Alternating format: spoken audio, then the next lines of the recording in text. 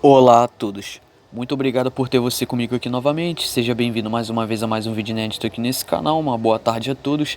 Esse é o segundo vídeo do dia, dessa vez eu gostaria de comentar sobre O Massacre da Serra Elétrica 3D, A Lenda Continua, dirigido por John Lusenhoff.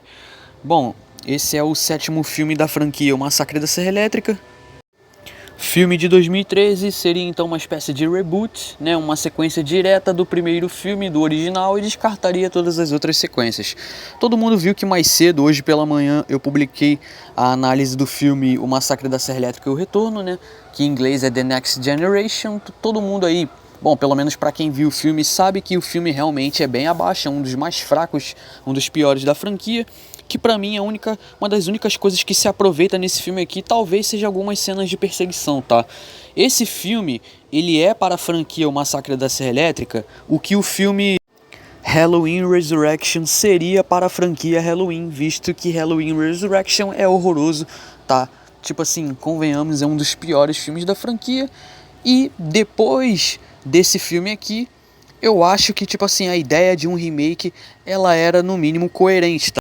Então eu acho que o remake ele foi a melhor decisão a ser tomada para dar continuidade à franquia O Massacre da Serra Elétrica, tá? Não tinha o que fazer. Ou era um remake ou um reboot mesmo, tá? Então acho que esse filme aqui, por ser tão ruim, ele justificou, tá, um remake depois. Bom, em 2007, quando perguntaram ao produtor Bradley Fuller se um terceiro filme continuaria, né, a trama de O Massacre da Serra Elétrica, o início, a prequel lançada em 2006, bom, ele disse que estava em produção, mas não havia planos futuros para a Platinum Dunes para continuar a franquia. Então, em 2009, a Twisted Pictures conseguiu um acordo com os titulares, né, dos direitos de O Massacre da Serra Elétrica, né, incluindo Bob Kahn e Kim Henkel, né, e após discussões com a Platinum Dunes. Bom, o que acontece? Carl Mazzucconi assinou um contrato para produzir o filme, né? No caso esse aqui, o Massacre da Serra Elétrica 3D, junto com Avi Lerner e Mark Berg como produtores executivos, e o filme obviamente foi escrito por Deborah Sullivan e Adam Marcus.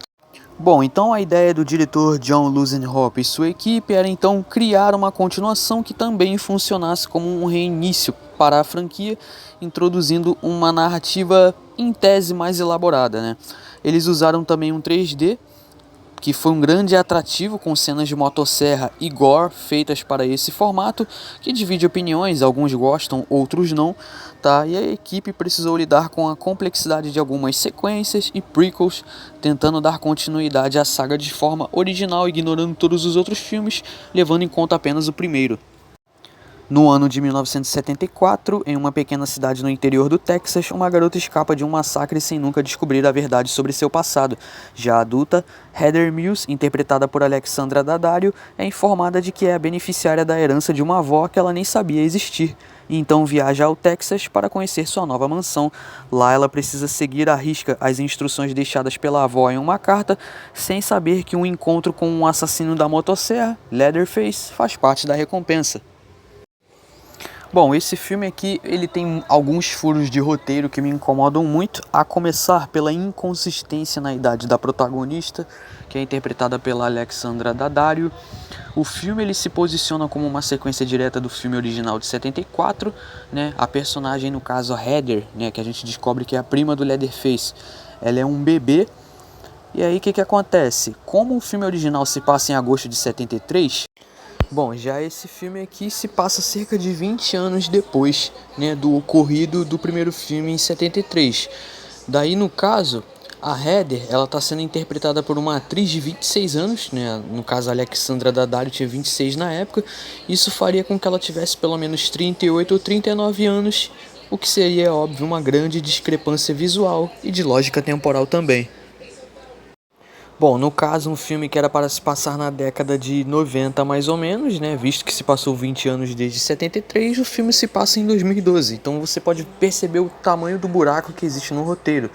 Para tentar fazer a linha do tempo funcionar, os produtores do filme teriam borrado digitalmente algumas datas em lápide na pós-produção, Além disso, alguns personagens no filme usam iPhones e outras tecnologias modernas que não existiria se a história se passasse na década de 90, tá? Que seria uma linha do tempo mais plausível para a idade do personagem e coisa que não acontece aqui nesse filme. Bom, foi uma tentativa então dos produtores, dos realizadores de trazer Leatherface novamente para as telas, agora para uma geração diferente, né? Destacando o uso das redes sociais e, óbvio, o uso da tecnologia, né? iPhones, coisa do tipo. Só que tem um detalhe desse filme que me incomoda bastante, além disso, desse buraco no roteiro, que é a questão do seguinte: existe um ponto de crítica recorrente que é a mudança abrupta, tá, na atitude da protagonista Heather em relação a Leatherface, depois que ela descobre que seus amigos são brutalmente mortos por ele. E aí depois ela descobre que é prima dele, ao invés de buscar justiça, ela decide de alguma forma acolhê-lo e protegê-lo, aceitando a herança da família, tá? Tipo uma reviravolta muito ilógica, difícil de engolir, que precisa de uma dose de boa fé para aceitar.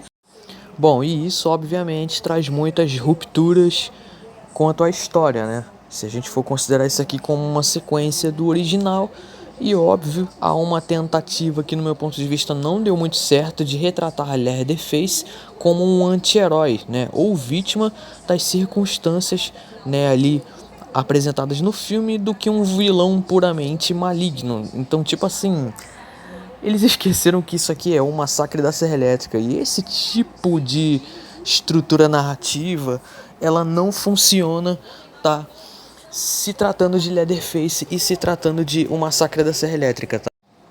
Bom, a narrativa do filme então coloca Leatherface em uma posição onde as autoridades locais se tornam os verdadeiros antagonistas da trama. O filme busca fazer o público simpatizar com ele e sua família, sugerindo que eles são vítimas da injustiça e da multidão que os atacou no início do filme. Em um determinado momento, a protagonista, que é interpretada pela Alexandra Daddario, bom, até mesmo se alia a ele, reforçando a ideia de um anti-herói que busca vingança contra pessoas que o prejudicaram, tá?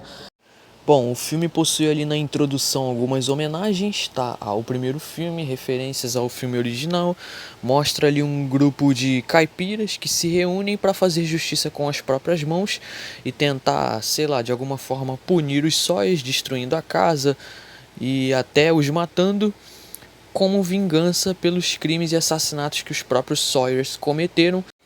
E aí no final do filme, no ato final, a gente descobre, né, o plot twist apresenta o Leatherface e a sua família, como coloca eles como as vítimas e colocam, no caso, os fazendeiros que destruíram a casa dos Sawyers como os vilões.